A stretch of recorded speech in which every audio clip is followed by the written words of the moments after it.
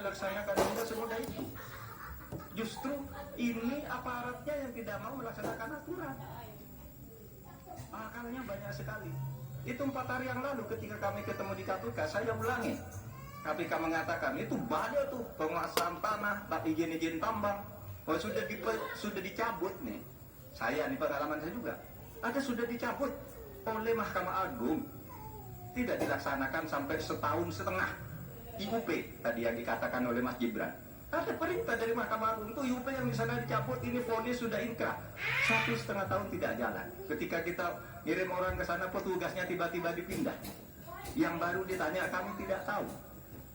Padahal isu-isu terjadi eksploitasi terhadap tambang-tambang nikel kita misalnya. Nah, oleh sebab itu kalau ditanyakan apa yang harus kita lakukan, strateginya adalah penertiban birokrasi pemerintah dan aparat penegak hukum. Karena kalau jawabannya laksanakan aturan itu normatif. Jadi kalau aparat penegak hukum itu hanya orang paling atas yang bisa memerintahkan siapa pimpinan penegak hukum itu. Sekian. Baik, terima kasih Bapak Mahfud MD.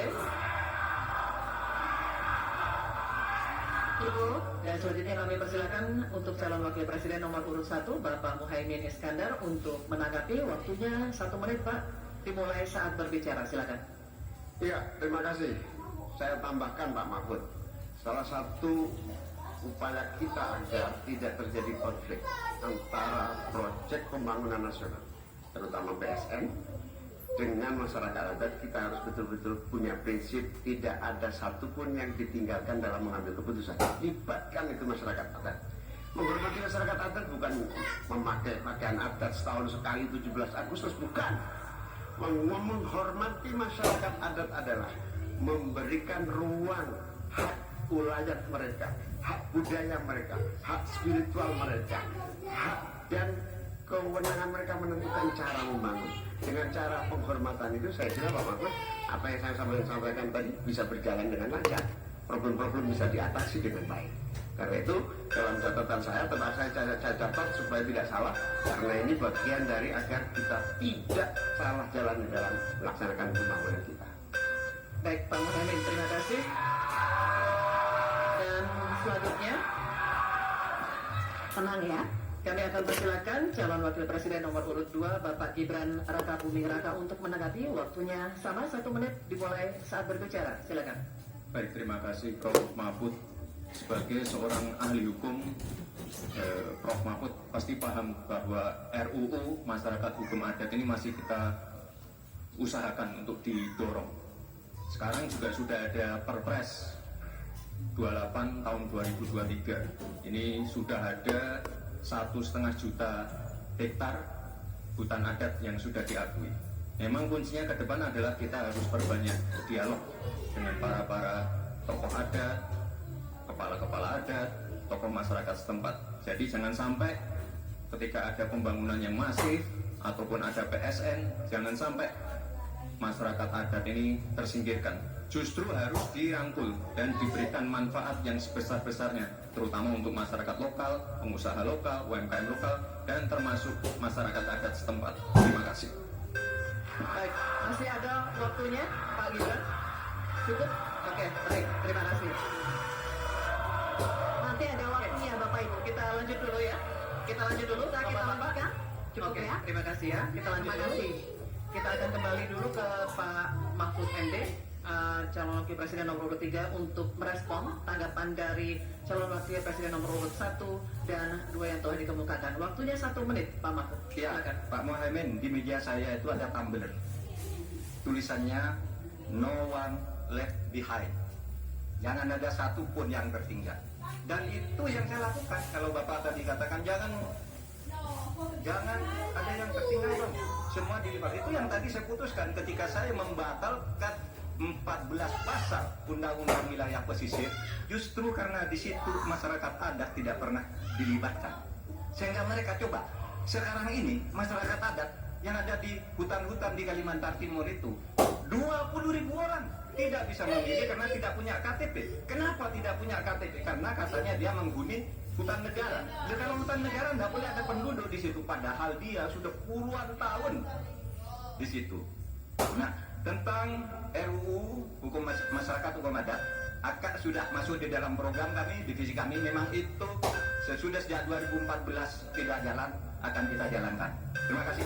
Baik, Pak Mahfud, terima kasih. Oke, cukup. Selanjutnya kita beralih ke pertanyaan untuk calon wakil presiden nomor urut 1 Bapak Muhaimin Iskandar. Untuk itu kami persilakan kepada panelis Bapak Profesor Sudarto PhD PhD untuk mengambil undian subtema pertanyaan dari dalam wadah.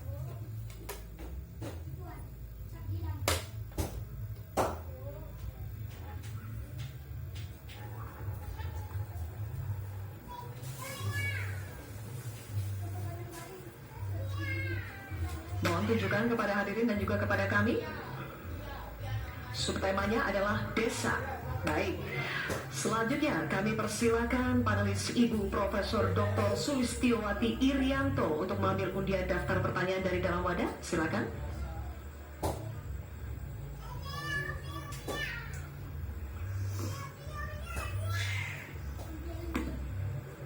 Mohon ditunjukkan ke hadirin dan kepada kami. Huruf A. Baik, subtema desa huruf A. Amplopnya masih dalam keadaan tersegel, Bapak. Saya akan buka amplopnya dan kami ingatkan kembali kepada calon wakil presiden untuk mendengarkan pertanyaan dengan seksama karena pertanyaan hanya akan kami bacakan satu kali. Pertanyaan untuk calon wakil presiden nomor urut 1 Bapak Muhaimin Iskandar. Desa adalah daerah yang cenderung ditinggalkan warganya. Dampaknya desa makin kehilangan sumber daya manusia potensialnya. Pertanyaannya, bagaimana kebijakan dan strategi paslon agar warga desa lebih berminat untuk tinggal dan membangun desanya? Bapak Muhaimin, waktu Anda menjawab 2 menit dimulai saat Anda berbicara. Silakan.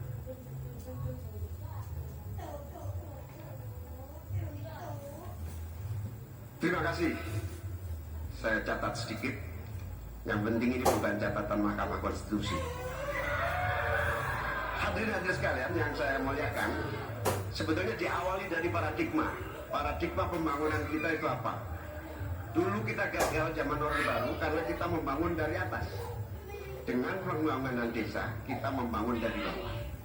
Dengan pembangunan dari bawah, kita yakin akan tumbuh kehidupan kemasyarakatan, ekonomi, sosial, budaya yang akan terus terjaga dan lestari.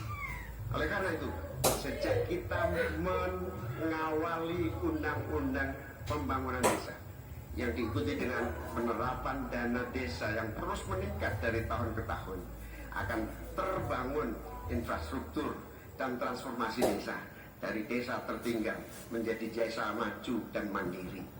Hari ini sudah 13.000 desa yang tertinggal menjadi desa tinggal, sudah menjadi desa maju, desa mandiri. Sekarang tinggal 4.000 saja.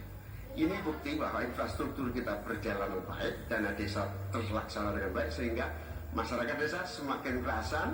Nanti ke depan kita akan siapkan lagi, naikkan lagi anggaran 5 miliar per desa. Agar apa? Tidak hanya infrastrukturnya yang baik, tetapi juga ada kehidupan ekonomi yang tumbuh melalui BUMDes, melalui berbagai kegiatan wirausaha yang tumbuh, pertanian, peternakan, ekonomi kreatif tumbuh di desa, sehingga orang tertarik di desa. Jadi infrastruktur beres, pembangunan sarana prasarana tumbuh, kegiatan ekonomi memadai, dan desa terjaga menjadi komunitas yang membanggakan, sehingga masyarakat tidak lagi tertarik menjadi urbanisasi, tapi cukup kembali ke desa, membangun desa untuk pembangunan bangsa. Terima kasih. Nanti ada waktunya. Bapak Ibu, kita lanjutkan Bapak Ibu. Tenang ya. Kini kami akan persilakan calon wakil presiden nomor urut 2 Bapak Gibran Rakabuming Raka untuk menanggapi. 1 menit Bapak dimulai saat berbicara. Silakan. Nah gitu dong Gus, jangan terlalu tegang kayak waktu debat cawapres pertama kemarin. Intinya di sini adalah bagaimana kita bisa menumbuhkan rasa sense of belonging dari masyarakat desa. Saya pernah ke Mojokerto, di situ ada desa wisata nomor 1 se-Indonesia. Kemarin dapat penghargaan dari Pak Sandiaga Uno. intinya adalah ini adalah desa wisata dibangun dengan crowdfunding. Jadi masyarakat desa punya saham di destinasi wisata tadi. Jadi ini salah satu contoh yang baik cara bagaimana agar masyarakat desa tidak meninggalkan desa atau mencari pekerjaan di kota. Kita bangun sense of belonging. Kita pengen program-program yang sudah dijalankan di Mojokerto ini juga bisa dijalankan di desa-desa yang lain. Terima kasih.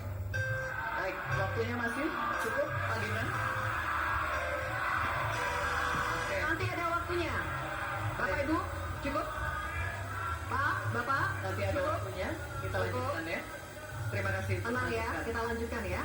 Kita akan persilakan Tenang sekarang ya. calon wakil presiden nomor urut 3, Bapak Mahfud MD untuk menanggapi. Waktunya 1 menit. Pak Mahfud, dimulai saat berbicara, silakan. Bapak Cawapres Bapak Muhaimin Iskandar, calon presiden kami Bapak Ganjar Pranowo punya catatan menarik tentang apa yang dilakukan untuk mengatasi hal yang tadi ditanyakan. Pertama, ada program 1000 embung, ada program desa mandiri, mandiri energi dan mandiri pangan, kemudian pembangunan irigasi. Lalu di daerah istimewa Yogyakarta ada satu daerah Panggung Harjo, desa Panggung Harjo itu dikenal sangat maju, operasinya jalan, irigasinya jalan, UMKM-nya jalan, dikelola oleh desa itu dengan baik. Nah masalahnya sekarang sebenarnya ada pepatah Deso Mowo Joro, Negoro Mowo Toto. Ini yang di daerah-daerah lain tidak jalan. Negara terlalu intervensi ke desa dalam soal-soal administratif. Terima kasih. Terima kasih Pak Mahfud. Kini kita akan kembali ke calon wakil presiden. Kita akan kembali ke calon wakil presiden nomor urut 1, Bapak Muhaimin Iskandar. Kami persilakan untuk merespon tanggapan dari cawapres nomor urut 2 dan 3 yang telah diberikan. Waktunya 1 menit, Bapak. Silakan. Apa yang disampaikan Pak Gibran lebih dari upaya kita untuk menggerakkan ekonomi daerah sehingga tumbuhlah daya tarik. Yang lebih penting dari itu adalah desa ini harus terus diberi fasilitas insentif untuk lebih maju. Oleh karena itu, keinginan saya menambah anggaran desa minimal 5 miliar buat desa lebih maju lagi, itu betul-betul keinginan untuk mempercepat pertumbuhan ekonomi dan SDM di tingkat desa. Begitu juga yang disampaikan Pak Mahfud tadi, bahwa kearifan masyarakat desa ini harus terus dijaga.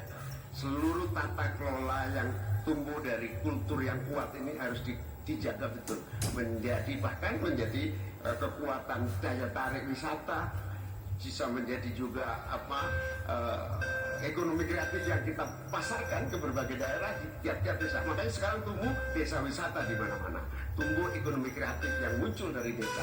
Baik, Bapak Muhaimin, waktu Anda habis. Terima kasih. Baik, oke. Selanjutnya kita beralih ke pertanyaan untuk calon wakil presiden nomor urut 2, Bapak Gibran Rakabuming Raka. Untuk itu kami persilakan kepada panelis Bapak Insinyur Tubagus Purkon Sobhani, MA PhD, untuk mengambil undian subtema pertanyaan dari dalam wadah.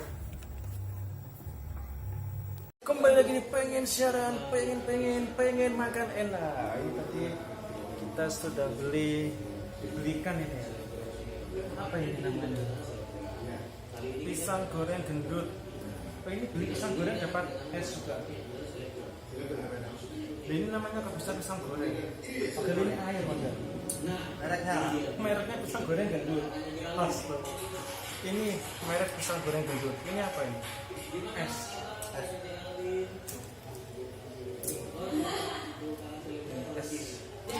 Kita coba. Ini nggak cukup pun.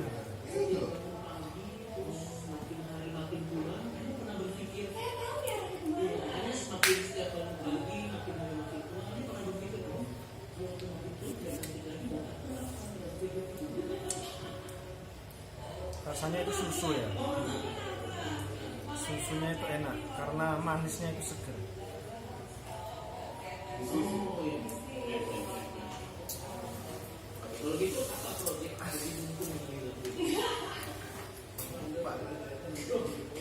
Ini terbuat dari apa ini? Pisang lah. maksudnya digoreng apa pisang nugget. Pisang nugget terbuat dari coklat, ini digoreng guys. Ini rasanya mungkin kayak apa belum saya coba.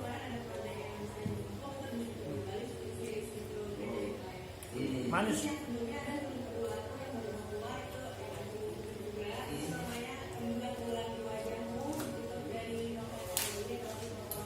Ini apa?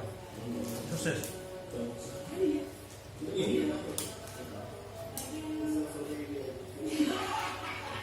Sosis bakar belum? Enak. Sosis.